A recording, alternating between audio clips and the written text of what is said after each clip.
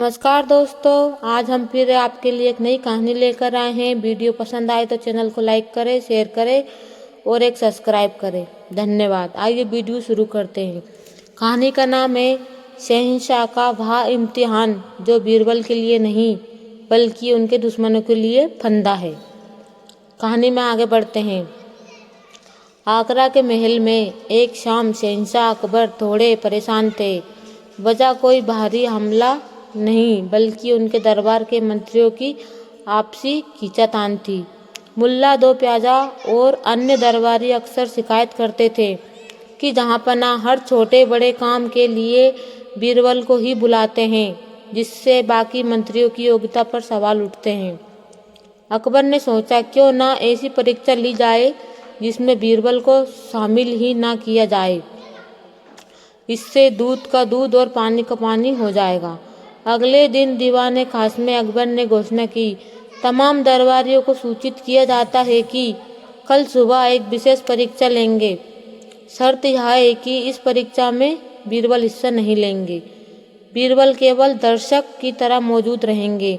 जो भी इस परीक्षा में सफल होगा उसे 1000 अरब रुपया और शाही खिलत दी जाएगी।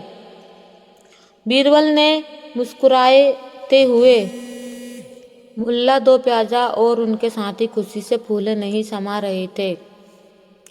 उन्हें लगा कि आज बीरबल का पत्ता साफ करने का सुनहरा मौका है। अगली सुबह दरबार खचाखच भरा था। अकबर अपने सिंहासन पर बैठे थे और उनके सामने एक ऊंचे मेज पर एक मखमली कपड़ा ढका हुआ था। अकबर ने कहा, हमारे प्यारे वजीरों, इस कपड़े के नीचे एक ऐसी चीज है जो दुनिया की सबसे बड़ी सच्चाई भी है और सबसे बड़ा झूठ भी, जो ठंडी भी है और गर्म भी, जो दिखती भी है और अदृश्य भी। आप सबको एक एक करके आना है और बिना इस कपड़े को उठाए यहाँ बताना है कि इसके नीचे क्या है। लेकिन याद रहे, बीरबल इसमें मदद नहीं करेंगे। मुल्ला दो प्याजा सबसे पहले आगे आए। उन्होंने दावा हवा में हाथ घुमाया, कपड़े को सूंघा और बोले, जहाँ पना इसके नीचे वक्त समय है, क्योंकि समय गर्म भी होता है, बुरा वक्त भी और ठंडा भी। बीरबल ने सिर हिलाया, गलत जवाब। दूसरा दरबारी आगे आए और बोले, हुजूर इसके नीचे लालच है। अकबर बोले, बेतुका जवाब, बैठ जाओ। एक एक करके सभी दरबारी फेल हो गए। किसी ने कहा किस्मत, किसी ने कहा अहंकार, तो किसी ने कहा हवा। अकबर का चेहरा गुस्से से लाल होने लगा। वे बोले, क्या मेरे दरबार में सिर्फ बीरबल के पास ही दिमाग है? क्या आप सिर्फ चापलूसी के लिए यहाँ बैठे हैं? दोपहर हो गई लेकिन कोई जवाब नहीं मिला। अकबर ने घोषणा की, अगर सूरज ढलने तक किसी ने सही जवाब नहीं दिया तो सभी मंत्री 1 महीने के लिए वेतन काट लिया जाएगा। अब दरबारी डर गए। वे चुपके से दरबार के पीछे वाले रास्ते से बीरबल के पास पहुंचे। मुल्ला दो प्याजा ने हाथ जोड़कर कहा, बीरबल भाई, माना कि हमारी आपस में बनती नहीं, लेकिन आज लाज बचा लो। शहंशाह ने जो पहेली पूछी है उसका सिर पैर समझ नहीं आ रहा। वह चीज क्या है जो गर्म भी है, ठंडी भी है, दिखती भी है और नहीं भी? बीरबल ने मुस्कुराते हुए कहा, शहंशाह ने शर्त रखी थी कि मैं हिस्सा नहीं लूंगा। मैं आप सबकी मदद कैसे कर सकता हूँ? दरबारी बोले, आप बस हमें संकेत दे दीजिए, हम खुद जाकर बोल देंगे। बीरबल ने धीमी आवाज में कहा, जाओ और शहंशाह से कहो कि वह चीज इंसान की जुबान है। मुल्ला दो प्याजा दौड़ते हुए अकबर के पास पहुंचे और बड़े गर्व से बोले, जहाँ पन्ना मुझे जवाब मिल गया, उस कपड़े के नीचे इंसान की जुबान है। अकबर चौंक गए। मुल्ला दो प्याजा की ओर देखा और फिर कोने में बीरबल की ओर देखकर मंद मंद मुस्कुरा रहे थे। अकबर ने कहा, मुल्ला जी, जवाब तो सही है, लेकिन क्या आप यह साबित कर सकते कि जुबान ठंडी, गर्म और दिखने न दिखने वाली कैसे है? मुल्ला जी के तोते उड़ गए। बीरबल ने उन्हें सिर्फ जवाब बताया था, उसका तर्क नहीं। मुल्ला हकलाने लगे, वो हुजूर, जुबान जब हम बर्फ खाते हैं तो ठंडी होती है, जब हम चाय पीते हैं तो गर्म होती है। दरबार में ठहाके गूंज उठे। अकबर ने चिल्लाकर कहा, मूर्ख, यह जवाब तुम्हारा नहीं है, यह उदार की बुद्धि है। अकबर ने बीरबल को पास बुलाया और कहा, बीरबल, भले ही यह परीक्षा तुम्हारे लिए नहीं है, लेकिन इसके बिना यह दरबार अधूरा है। अब तुम ही इस पहेली का पर्दाफाश करो और समझाओ कि जुबान दिखने और न दिखने वाली सच्चाई कैसे है। बीरबल आगे आए और उन्होंने मेज पर से कपड़ा हटा दिया। नीचे कुछ भी नहीं था, मेज खाली थी। सब हैरान रह गए। बीरबल ने कहा, जहाँ पना, आपने कहा था इसके नीचे एक ऐसी चीज है जो दुनिया की सबसे बड़ी सच्चाई भी है और झूठ भी। वह चीज है इंसान के शब्द या जुबान। सच्चाई और झूठ, जब जुबान से सच निकले तो वह सबसे बड़ी हकीकत है और वह झूठ निकले तो वह फरेब है। जुबान से मीठे और नरम शब्द निकले तो वह जलते हुए दिल पर ठंडक पहुंचाती है, लेकिन जब इसी जुबान से कड़वे और जहरीले शब्द निकले तो वह आग लगा देती है।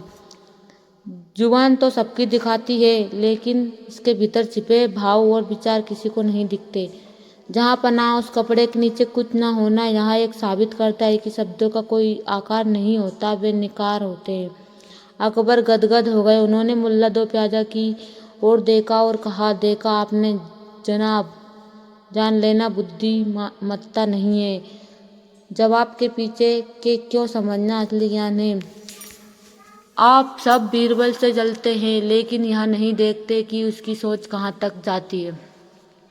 अकबर ने कहा, वाह, 1000 रुपया बीरबल को देनी चाहिए, लेकिन बीरबल ने मना कर दिया। बीरबल ने कहा, हुजूर, यह परीक्षा मेरे लिए नहीं थी, इसलिए यह इनाम उन दरबारियों को दे दीजिए ताकि वे इस पैसे से अच्छी किताबें खरीदें और बुद्धि बढ़ाएं। मुल्ला दो प्याजा बाकी और मंत्रियों के सिर शर्म से झुक गए। कहानी की मोरल, नकल के लिए अकल की चाहिए। उदार की बुद्धिमत्ता से आप कुछ समय के लिए वाह-वाही पा सकते हैं, लेकिन गहराई में जाने के लिए आपकी पोल खुल जाती है।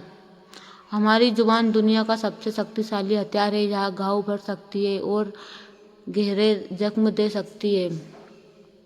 किसी भी बात का रट्टा मारना ज्ञान नहीं है, बल्कि उसके पीछे के तर्क और दर्शन को समझना असली बुद्धिमत्ता है।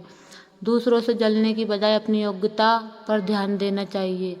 अकबर ने मुल्ला दो प्याजा से कहा, मुल्ला जी, कम से कम आज तो आपको पता चल गया होगा कि जुबान गर्म कैसे होती है। मुल्ला ने सिर झुकाकर कहा, जी जहाँ पना, आपकी डांट सुनकर। नमस्कार दोस्तों, स्वागत है आप सभी का हमारे YouTube चैनल में। आज फिर हम एक नई वीडियो लेकर आए हैं।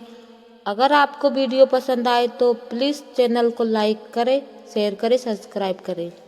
चलिए वीडियो शुरू करते हैं। आज की कहानी का नाम है असंभव की खोज और बीरबल के 3 लाजवाब सवाल। चलिए कहानी में आगे बढ़ते हैं। आगरा का दरबार अपनी पूरी भव्यता के साथ सजा हुआ था। शहंशाह अकबर अपनी मखमली गद्दी पर विराजमान थे। तभी दरबार में एक विदेशी विद्वान पंडित ज्ञान प्रकाश का आगमन हुआ। पंडित जी के हाथ में शास्त्रों की पोटली थी और माथे पर गर्व का तिलक।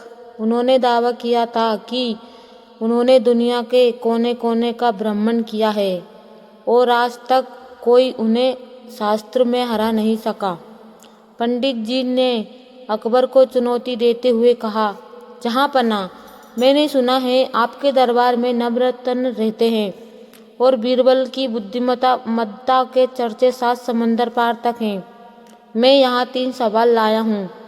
अगर आपके बीरबल ने इनका सही जवाब दे दिया तो मैं हार मान लूँगा और गुलामी स्वीकार करूँगा, लेकिन अगर वे जवाब नहीं दे पाए तो आपको मानना होगा कि आगरा के रत्न केवल नाम के हैं।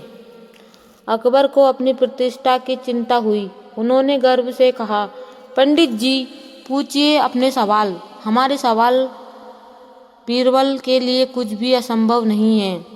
पंडित जी ने मुस्कुराते हुए अपनी लंबी दाढ़ी पर हाथ फेरा और 3 सवाल दागे। पहला सवाल, पृथ्वी का केंद्र। दूसरा सवाल, आकाश में कुल कितने तारे हैं। तीसरा सवाल, पूरी दुनिया में कुल कितने पुरुष और कितनी महिलाएं हैं। सवाल सुनते ही पूरे दरबार में सन्नाटा पसर गया। दरबारी एक दूसरे की मुंह ताकने लगे। मुल्ला दो प्याजा ने मन में सोचा, आज तो बीरबल फंसा। भला इन बातों का जवाब कौन दे सकता है? क्या कोई पृथ्वी को नाप सकता है या तारों को गिन सकता है? अकबर भी थोड़े चिंतित दिखे। उन्होंने बीरबल की ओर देखा, जो बहुत ही शांत मुद्रा में खड़े थे, मानो वे इन सवालों का जवाब पहले से जानते हो। बीरबल आगे आए और उन्होंने पंडित जी की ओर झुककर अभिवादन किया। बीरबल ने अपनी हाथ में पकड़ी हुई लाठी को फर्श पर एक विशेष स्थान पर जोर से गाड़ दिया। फिर उन्होंने अपनी लाठी के चारों ओर कुछ लकीरें खींची और बड़े आत्मविश्वास से बोले, पंडित जी, आपके पहले सवाल का जवाब यह रहा। पृथ्वी का ठीक मध्य बिंदु केंद्र वही है जहाँ मेरी लाठी खड़ी हुई है। पंडित जी चौंक गए। उन्होंने कहा, यह कैसे संभव है? आप यह कैसे साबित करेंगे? बीरबल ने बड़ी मासूमियत से जवाब दिया, हुजूर, अगर आपको मुझ पर यकीन नहीं है तो आप खुद एक फीता इंच टेप उठाइए और पूरी दुनिया नाप लीजिए। अगर मेरी लाठी के स्थान से दुनिया के दोनों किनारों की दूरी में 1 इंच का भी फर्क निकला तो मैं अपनी हार मान लूँगा। पंडित जी निरुत्तर हो गए। भला पूरी दुनिया को नापना किसके बस में था? अकबर मुस्कुराए। पहला राउंड बीरबल के नाम रहा। अब बारी थी दूसरे सवाल की। पंडित जी ने चिढ़कर पूछा, ठीक है, लेकिन यह बताओ कि आकाश में कितने तारे हैं? इसका जवाब तो कोई मापतोल नहीं दे सकता। बीरबल ने तुरंत एक दरबारी की ओर इशारा किया। थोड़ी देर बाद दरबार में एक विशाल घने बालों का भेड़ सीप लाया गया। बीरबल ने भेड़ की ओर इशारा करते हुए कहा, पंडित जी, आपके दूसरे सवाल का जवाब इस भेड़ के शरीर में छिपा है। आकाश में उतने ही तारे हैं जितने इस भेड़ के शरीर पर बाल। पंडित जी चिल्लाए, यह क्या मजाक है? भेड़ के बाल और तारों का क्या मुकाबला? बीरबल ने मुस्कुराते हुए कहा, हुजूर, यह कोई मजाक नहीं है बल्कि शुद्ध गणित है। अगर आपको शक है तो आप भेड़ के बाल गिनना शुरू कीजिए और फिर आसमान के तारे। अगर दोनों में एक भी कम ज़्यादा निकला तो मैं दोषी। पंडित जी पसीने पसीने हो गए। तारों को गिनना असंभव था और भेड़ के बाल गिनना उससे भी बड़ा सिरदर्द। दरबार में हंसी की लहर दौड़ गई। अब पंडित जी की आखिरी कार्ड बचा था। उन्होंने पूरे जोश में पूछा, बीरबल,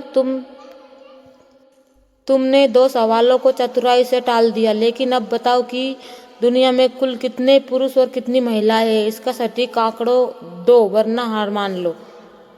बीरबल इस बार थोड़े गंभीर हुए। उन्होंने इधर उधर देखा, फिर बोले, हुजूर, इस दुनिया में पुरुष और महिलाओं की गिनती करना बहुत आसान होता, लेकिन एक समस्या है। अकबर ने पूछा, कैसी समस्या बीरबल? बीरबल ने पंडित जी की ओर इशारा करते हुए कहा, हुजूर, इस दुनिया में कुछ लोग ऐसे भी हैं जिन्हें ना तो पूरी तरह पुरुष कहा जा सकता है, ना ही पूरी तरह महिला, जैसे कि हमारे ये पंडित जी। पंडित जी का चेहरा गुस्से से लाल हो गया। बीरबल ने तुरंत बात संभाली, अरे पंडित जी, बुरा मत मानिए। मेरा मतलब है कि आप जैसे महान विद्वान तो इंसानियत के इतने ऊंचे स्तर पर है कि आप लिंग के भेद से ऊपर उठ चुके हैं। जब तक मैं आप जैसे अतरंगी लोगों को इस दुनिया से हटा नहीं देता, तब तक मैं सटीक गिनती कैसे बता सकूंगा?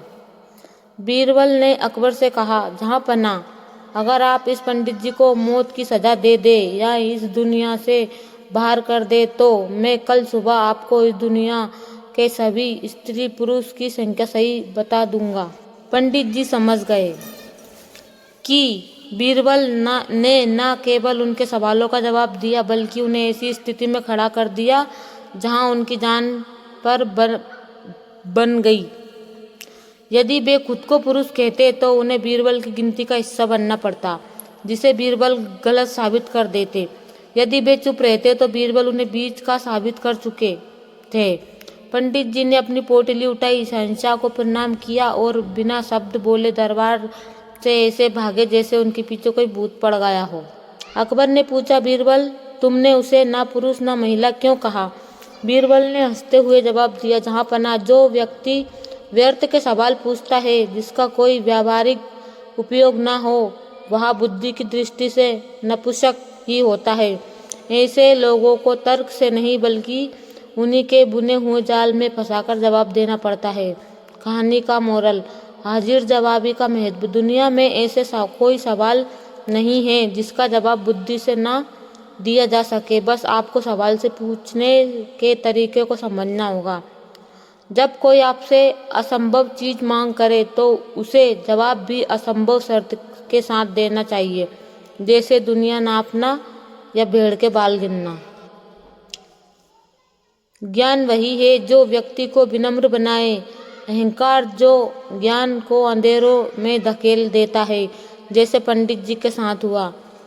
कभी कभी गंभीर दिखने वाले सवालों का अच्छा जवाब मजाकिया और तर्कहीन तार्किक रूप से होता है। जब बीरबल घर पहुंचे तो उनकी पत्नी ने पूछा, आज क्या खास हुआ?